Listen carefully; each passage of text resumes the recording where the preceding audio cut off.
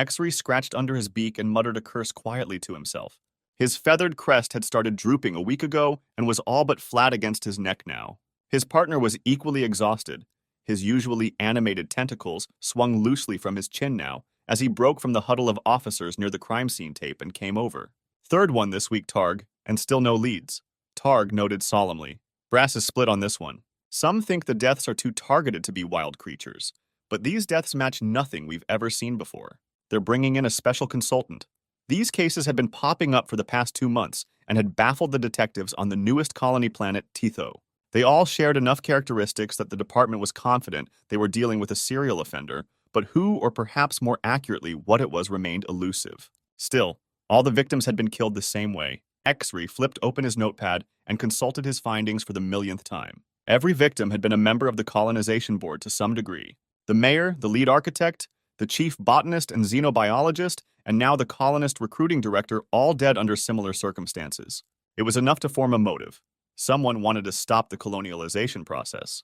The only wrench in the gears of this theory was how they died. All of the victims presented with small holes practically drilled into their heads.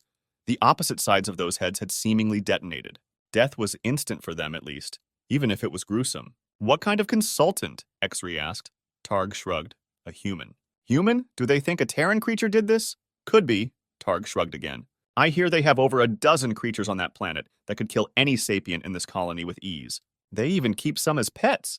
Exri shook his head, if only to mask the shiver that ran down his spine. Humans were trouble ever since they'd joined the galactic community. First contact had gone poorly for them. After leaving their home system, they had come in contact with the Livern, Targ's people, who had established a new colony nearby. The Livern hadn't realized the human explorers were not native to that planet and had collected them for study, an action that the humans had interpreted as a declaration of war. Being roughly a full century behind in technology, the humans were unable to make headway in space combat, but the tales of their soldiers on the ground had terrified even the most veteran warriors. Entire military bases were torn to shreds by small squads of humans, and the advanced recon team that had been sent to Earth only had enough time to send a single report on the highly competitive predatory food chain before evidently becoming prey themselves. Earth had been slapped with the Death World label, and the Livern sued for peace. Since then, tensions had remained high as the galactic community as a whole tried to make amends with the apex predators. This very colony had been open to the humans to that end, though they had declined the invitation in favor of starting their own colony on the other side of the planet. Evidently, there were still hard feelings among their people. A nearby shuttle touching down pulled Exri back out of his own thoughts. The human consultant had arrived. Nearly the whole department moved toward the shuttle, eager to lay eyes on the human without appearing interested. None of them here, Exri realized, had ever seen a human. As the shuttle doors opened, the human stepped out. It walked on 2 thick legs. 2 nearly as thick arms swung at its side, ending in small digits that flexed inwardly as the human collected itself. As it stepped off the shuttle, the entire craft rocked upward from its suspension, and the human sank to its ankles in the soil. It looked down at its feet and muttered something muffled behind its mask. A dozen's heads turned to avoid eye contact as it looked up. If the human noticed, it paid no mind. Instead, it strolled immediately to the crime scene, a liaison officer trailing behind. The human's large stride forced the poor officer to jog to keep up. It bent down to look at the deceased recruiting director. It reached with a gentle arm and closed a few fingers around the victim's head, turning it to examine the other side. Exri tried to stifle a gulp as he imagined the power in that grip. He nudged Targ and nodded toward the human. Let's go. Targ twitched his tentacles nervously, an understandable reaction really, but fell in behind Exri all the same. The human stood back up to its full height, nearly twice as tall as Exri, and had begun examining the wall behind the victim as the detectives approached. Greetings, human. I am Exri, one of the detectives on this case. I understand you have knowledge that might help us. The human barely glanced back at him before returning to examining the wall. Then it ducked under the police tape and began walking around the building, liaison in tow. Exri followed tentatively behind. As he rounded the corner, he saw the human collect a small fragment from floor on the other side of the wall. It approached this side of the wall, crouched nearly prone, and began to nearly press its face against the wall. Exri felt his impatience come over him. Would you please share your information, human? We have had 5 of these mysterious deaths this month. It approached the pair and held out its arm, digits down. All of your crime scenes turn up one of these? Its voice was deep and resonating, even as it was muffled behind its mask. It opened its digits, depositing a small coppery stinger into the pocket created by Exri's wing. What is this? Some kind of tooth or stinger or something? Is an earth creature behind this? The human chuckled. You could say that. That, Detective X-ray, is a bullet. A stinger is a pretty good analogy, though. Look here. The human led X-ray to the wall and pointed to a tiny hole. X-ray peered through the hole as the human had. Through it, he could see the crime scene outside, the buildings and alley across the street and the countryside beyond that. What is a bullet? The human looked back and forth between Targ and X-ray for a moment. You don't have bullets? Targ gave his trademark shrug as X-ray shook his head. Is it from some beast? We heard earth beasts are horrifically dangerous. No, the human shook its head. It's more like a tool. It's a projectile launched from a weapon. This one is pretty small, low caliber. Probably a civilian rifle designed for hunting small game. No offense, it added hastily. I'm still lost. A human tool did this? A gun, yes. It fires that stinger at high speed. Looks like the shooter fired from the hill there. Hit this lady? Bullet still had enough speed to penetrate the wall and ended up here. This flooring is soft enough to preserve the bullet fairly well. I'll have a ballistics unit check it out. They specialize in bullet crimes, he added to the confused silence. X-ray retreated from the wall and glanced at Targ, who had turned a shade more pale. Civilian? Targ eventually stammered. Sure. Military weapons fire much faster rounds. Bigger, too. If your victim had been hit by a military-grade rifle, well, you probably wouldn't have a body left. Just a new mural on this wall. Projectile? Is that like a plasma bolt? X-ray asked, trying to grasp onto something to help him understand. Very much. The difference is it's a physical item and not energy or plasma. It harnessed the chemical power of an accelerant, a small explosive to push that bullet out of a barrel at a target. There's a huge variety of bullet sizes, shapes, accelerant mixtures, and so on. We know the bullet size, and based on the damage done to the deceased, and the wall behind, we can guess the powder used. You make it sound like a human with a weapon of such destruction is a good thing. Targ loosed, uncharacteristically emotional. The human blinked at him a moment, then laughed. Mass destruction? No. This type of weapon is the bottom of the human lethality barrel. Probably couldn't kill a human beyond point-blank range. We have melee weapons that are more dangerous than this rifle. It is good news, though. We know the killer is a human, we know what type of weapon he has, so we can find him easier, and we know where he's shooting from.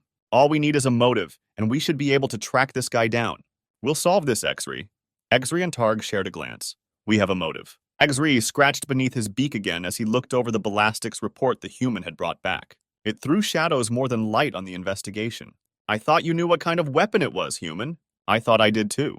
The bullet matches small caliber weapons from Earth, but the rifle and casing must be specific to this planet. The report suggests the bullet was able to travel faster and further than its Earth contemporary could. I chalked that up to lower gravity and thinner atmosphere, but the experts think there was an extra kick to the powder used to shoot it. X-ray nodded, pretending to understand most of what the human had said. Bullets were certainly very alien in their mechanics, but he understood projectile weaponry well enough. Evidently, this projectile harnessed explosives to be physically thrown at great speeds. The human had assured them that the bullet was dangerous to their species, but easily stopped with the right countermeasures. I asked them to run a material analysis, the human continued, to see if they could find traces of powder, or maybe something that could tell us where the bullet came from. X-ray flipped to the next page. It looked equally as confusing to him as the first. I'm out of my depth on bullet investigations, human. Can you summarize for me? Right, sorry. We can check bullets for a few clues. It's pretty rare to get a bullet that isn't deformed by contact with the target, so we couldn't get a fingerprint. Stree tilted his head inquisitively, but Targ nodded along, evidently aware of fingerprints. The human continued. I was hoping there would be traces of whatever special powder they used on the back of the bullet. If there was, it was contaminated. They came up with blood, bone, and some kind of mud. I assume you use local resources for that plaster you build with? Yes, Targ replied. We use a plaster formed from the soil here. It's easy to shape and lightweight. The permanent structures are built from resources traded for with your human settlement, though. They're built on long stilts to reach bedrock since the weight causes them to sink into the ground. It's caused a couple tremors around here. Our colony architect was supposed to look into it, but the human bowed his head for a moment. He was the first victim, right? And a friend, Targ said, his tentacles coiling angrily for a moment. Did his scene look about the same? The human inquired, pulling out a notepad. It doesn't matter what species you are, X-ray mused. Some things are universal to cops. He was stood in front of one of the permanent buildings. No hole in the wall that we saw. We didn't know to look for a bullet, though, Targ read off his own notes. The human scratched at its chin for a moment, the first gesture it had done that Ezri could relate to. I bet that bullet shattered. All the same, it can't hurt to look for it to make sure it's a match. 2 different bullets the human caught Ezri's eye could mean 2 different shooters. The trio, relieved of the liaison officer, departed for the first crime scene. Targ led the way. He was all too familiar with the location, with X-ray right behind. The human had to walk with halting half steps to avoid outpacing them.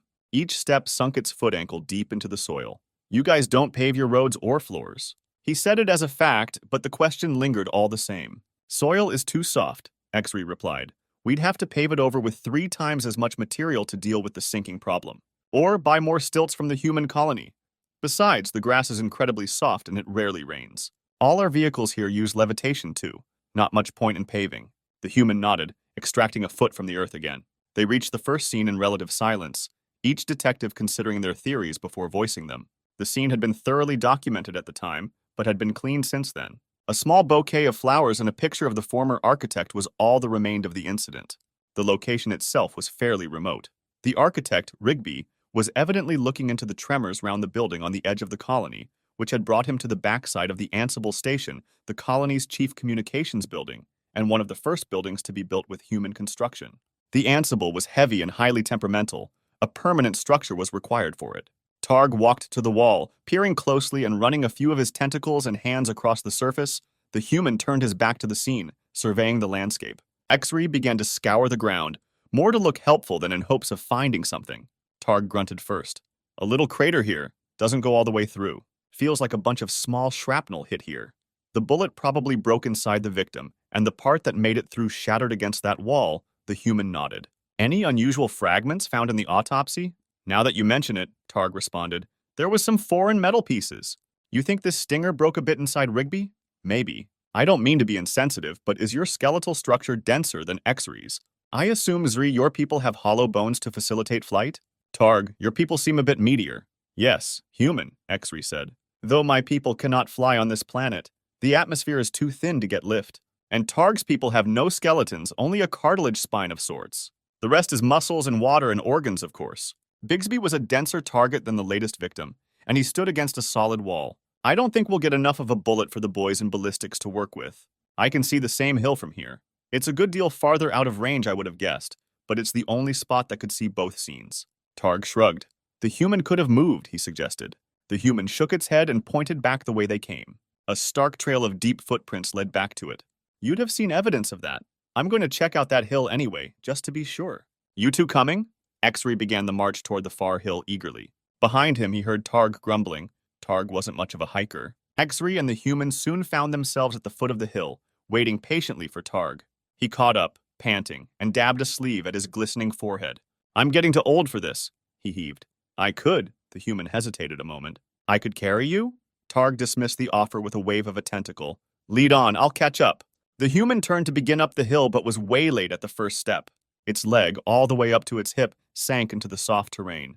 The human's attempts to extract itself saw its arms disappear up to its elbows as well. Eventually, by laying flat to spread out its weight and rolling, it was able to free his leg, the dirt crumbling back into the hole it had made. This could be a problem, it said. I'll go up this way, X-ray said.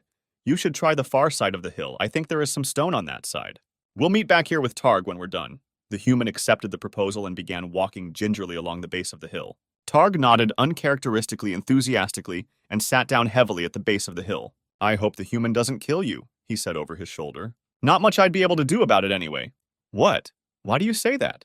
Targ shrugged again, because it's huge and strong. No, why would you think the human would kill me? X-ray asked. I don't know this human. All I do know is that humans can be incredibly vicious. And this human sure knows a lot about these stingers and the supposed user. Maybe he's the killer, and he's trying to remove the detectives working on the case. X-ray opened his beak to protest, but shut it silently instead. The human had said itself that this hill was probably not the place where the user fired the stinger, but it wanted to come out here anyway, far away from the rest of the colony. Has the human said anything about suspects? X-ray asked Targ. Targ shrugged again. He hasn't said anything about checking out the human colony yet either. X-ray scratched his chin thoughtfully again before a voice made him jump. This ain't it, the human said, descending the hill in big steps that left deep furrows in the dirt. The ground is soft enough up there any human would have left some kind of TRA. It broke off as its leg plunged into another pit further aside the first. Human, X-ray called cautiously. Have you looked into any of the members of your colony yet? Not yet, it grunted, freeing its leg again. Got a suspect? Targ glanced at X-ray. We have a theory. X-ray scratched nervously under his beak. No doubt a bald spot had formed amidst his feathers there over the last month. Targ had just expressed his doubt about the human's intentions, just as it had shown back up, catching the pair in the midst of their theorizing. Out of town and away from help. Vulnerable. We were wondering, Exri began diplomatically. Did you kill these people? Targ demanded. He was still sweating and winded from walking to the hill. His tentacled anatomy made long-distance travel difficult out of water, but there had been 5 victims already, and Targ wasn't going to let a lead go in the investigation of their murder. Of course, the lead had not been found here according to the human. Exri flinched as the human stood back up, nearly double the size of him and his partner. Through conscious effort, he kept his wings from flapping in a natural flight response. They wouldn't have done him any good in this thin atmosphere anyway, and he was confident the human could catch him and Targ in seconds, even if they tried to flee. I suppose I'm a suspect? It mumbled. Why haven't you looked into the human colony yet? Targ pressed. The human lifted its hands, digits opened wide, and Exri was sure it was going to lunge at them. Instead, the human seemed to be making a placating gesture as it said, I'm going to. I couldn't risk running a full investigation right away. It could scare the suspect underground. The ground sank away beneath its feet again, and the human chuckled at the irony. Is this hill hollow or something? Targ did not let the subject change. A human weapon is responsible for 5 deaths, and a human colony lies only not 200 miles from here. Why hasn't there been an investigation?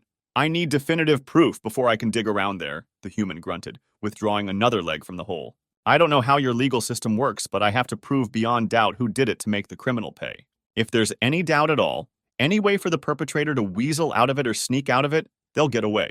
I was hoping for more definitive proof so that I can lock in on the right suspect, but I've got nothing else here. So we'll go to the human colony? Exri asked. Well, the human looked down for a moment. I was hoping you'd come with me, Exri, as the detective in charge of the case. Target trailed off. Targ nodded. I wouldn't want to walk into the Latmus burrow anyway. Twin tufts of hair above the human's eyes rose and it cocked its head.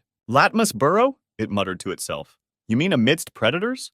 Targ crossed his tentacles in front of him, a posture of indignation amongst his people. So now you'll go? Don't have much choice left. Now that I've caught you. The human's shoulders moved up and down in quick, short movements as a staccato of sound came from its mouth, and its voice responded with mirth.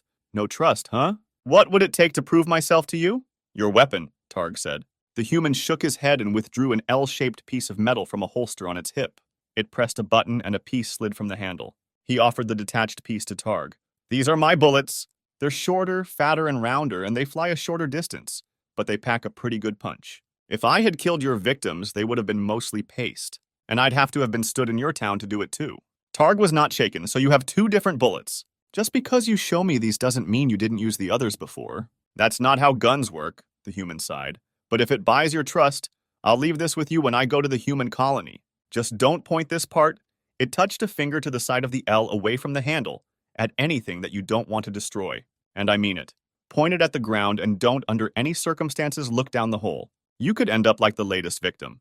Targ shrugged and Exri got a strong hunch that he would look down the hole when the human left.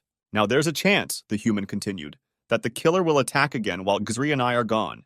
What buildings do you have made out of human materials? The adobes you guys have won't offer enough protection. The station is equipped with a light shield, Exri supplied. Can that stop physical projectiles? Targ shrugged. It's also made of human materials. Double thick. Oh, that'll do it, the human said. You should get the remaining members of your colony board of operations in there and tell the rest of the townsfolk to lay low. Don't go on any outside streets, try to keep inside, that kind of thing. I doubt this killer is going to enter the colony, but I'm going to leave my partner here just in case. Another human is with you? Why aren't they here now? Oh, Toby's not a human, the human replied with a grin. Exri and the human made it back to the village quicker than Targ and had walked up to the shuttle. The human let out a short whistle that came out awkwardly low through its mask, and the shuttle immediately began to shake. The first to depart was the pilot, running madly away from the shuttle. A moment later, an Exri understood why. A quadrupedal beast bounded out in a streak of black and brown fur towards the human. Exri's instincts were untamable as his wings beat the air furiously of their own accord. With no way to gain the safety of the skies, Ezri quickly huddled behind the human. Toby, as the human referred to it, was faster than any creature Exri had ever seen. It covered the distance from the shuttle to the human in under 3 seconds and came skidding to a stop in front of the human's feet, digging small trenches in the process. It rested on its hind legs, a tail flicking back and forth, and 2 pointy ears and long snout focused directly on the human. A long tongue dangled listlessly from its mouth, and X-ray gulped as it saw a line of viciously sharp teeth. One of the creature's ears twitched independently of the other and searched for X-ray for a moment before snapping back to the human. "This is Toby," the human said. "He's in friendly mode right now, but he can be very business-focused when he needs to be." "What is he?" "He's a good boy," the human responded more to Toby than to X-ray. "Yes, he is." The human reached a hand down toward the gaping maw of the beast, and Xuri inwardly winced, but the creature closed its mouth and turned its head down to receive a pat from the human. "He's a dog. Pretty common pet for humans. Toby has been trained as a police dog, so he can help keep you folks safe. If a killer does pop up in town, you can sick Toby after him to help catch him." Targ rounded the corner, panting, his tentacles dragging him forward. He looked up to see the dog and then looked to the sky. "Thank God's a quick death." The human pointed at Targ while looking at the dog and murmured a command. The dog strolled at what was likely a slow pace for such a creature over to Targ and began sniffing at it. For all his bluster about being ready to be eaten, Targ still went pale with fear and froze. The dog sniffed around him and circled him before coming alongside him and offering a single lick to the side of Targ's face that Targ felt incredibly obligated to accept. "I was just telling X-ray that Toby here can watch your back and help keep you safe. If the killer does come into town, Toby can catch them unawares at the door to the police station. Just point at the door and say guard when you're inside. He'll get the rest." "Is he more dangerous than the weapon?" Targ asked, holding the human's weapon out but carefully pointed down. "Well, to you? I guess. Let's just say they are equally dangerous and deserving of your respect. I'd like it, though, if you didn't send my dog out to be shot by a gun."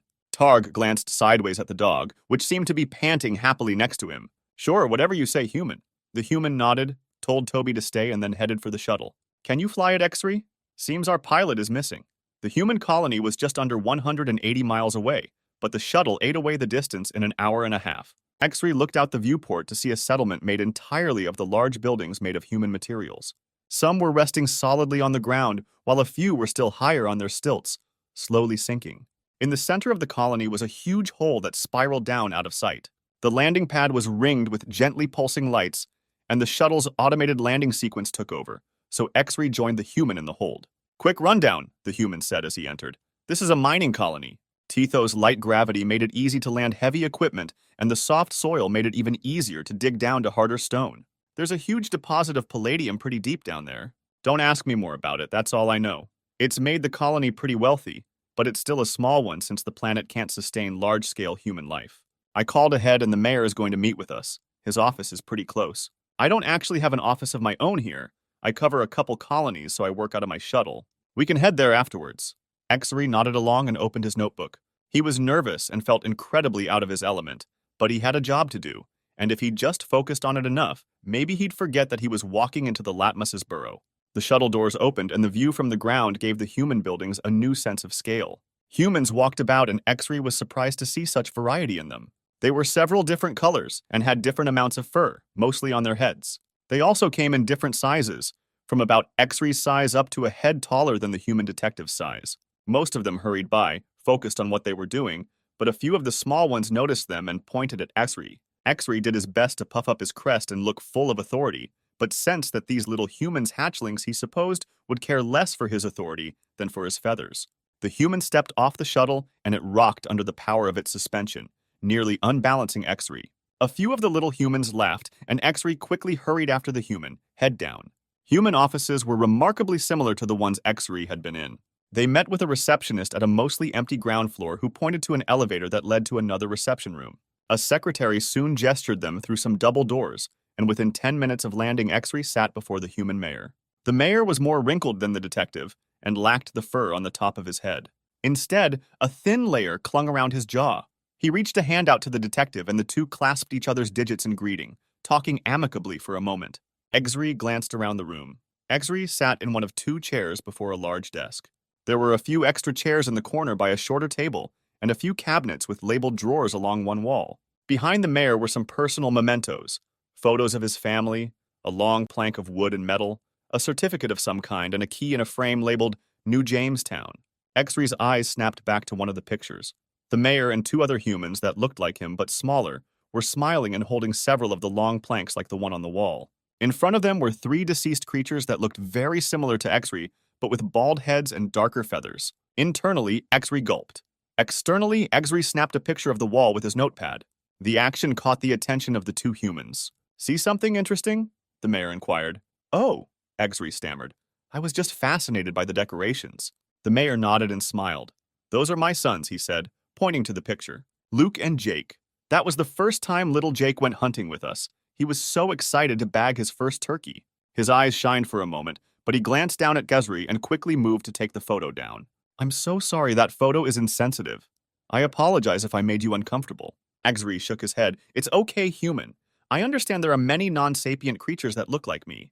I apologize for my bluntness now, but are you aware we are investigating several murders? Yes, the mayor nodded. I was glad Detective Griggs has been able to help. Is that what brings you here? Afraid so, Griggs replied. Exree blinked for a moment, realizing he had never asked the human its name. Murder weapon is a gun, and it seems the Xeno colony doesn't have those. The mayor's grew somber and sat behind his desk, steepling his digits. You think the killer is a human, most likely. It's possible it's not, but a human had to have given the killer a weapon either way. How many guns does New Jameson have? I don't suppose you haven't heard any anti-Xeno sentiments either? Can't say I have, the mayor said. We do have an armory here for defense. A handful of assault rifles, one machine gun, and one anti-vehicle shoulder-launched missile, all under lock and key in the basement of this building. You'll want to look, I take it? Griggs nodded. And civilian weapons? None. The colony is owned by a mining corporation, and they set the civic rules. No firearms allowed. Not much room for them on our flight either. And that one? Griggs inquired. I brought this one as a memento, the mayor said as he snagged his long plank from the wall, but it had to be demilled per the rules. Griggs accepted the plank and looked it over, sliding a piece on top back and forth and making note of a hole drilled in about halfway along it. He nodded and handed it back, evidently satisfied. We'll see the others, please. The three of them got back in the elevators and descended to the building's basement. The mayor continued the conversation. All our citizens are workers here, and all our workers are accounted for during business hours. Unless all these deaths happened on a weekend, it couldn't have been one of my people. Nobody called out sick one day? Exree asked. The mayor shook his head. Only one. Frank, and trust me, he couldn't have done it. Why not? He's been in the infirmary for over a month now. Frank's the reason we found out about the composition of the soil. Griggs frowned down at Exree, who shrugged back. What do you mean the composition of the soil? He asked. Oh, Dr. Young would be able to explain it better than me. Seems the soil has a lot of air in it, and some of it is pretty volatile. Frank found a big pocket of it with his drill, noked all his teeth out and did a number on the rest of him. Been in the infirmary for about 6 weeks. He's recovering, but he's still not very mobile. Infirmary's by the top of the mine. Big white building if you want to check it out. Griggs nodded and proceeded into the weapons room they arrived at. It was small, with just 2 shelves on opposite walls and a table pressed up against one side. Griggs examined the weapons there, a task more suited for him than for Exree, and took a few notes. He nodded finally and said, Okay. The mayor escorted them back to the lobby and said his farewells. As he turned to depart, Griggs asked one more question. Just being thorough here, but who has access to that room? The mayor frowned for a moment. Just me, the site foreman, and the overnight foreman, I think. Who maintains them? I do. Used to be in the Marines, so cleaning a rifle is like therapy to me. My sons help when they aren't in school, but the weapons never leave that room and my boys never go in without me. Griggs nodded again. Thanks. He led Exree outside and away from prying ears before whispering to him. I'm at a loss here. The weapons in the bunker don't match the one that killed your victims, and the one in the mayor's office looks pretty unusable to me. Someone must have either made a new one or snuck one here somehow. All I can think of now is to check this Frank guy out. The mayor's kids should be in school during the murders, but we'll stop by there and see if one of them played hooky. Outside of that, I'm out of suspects. Exree nodded. I get a strange feeling from that mayor. Do you think he's hiding something? For sure, Griggs confirmed. He's got a lousy poker face. I don't know what that means, Exree said, scratching under his beak.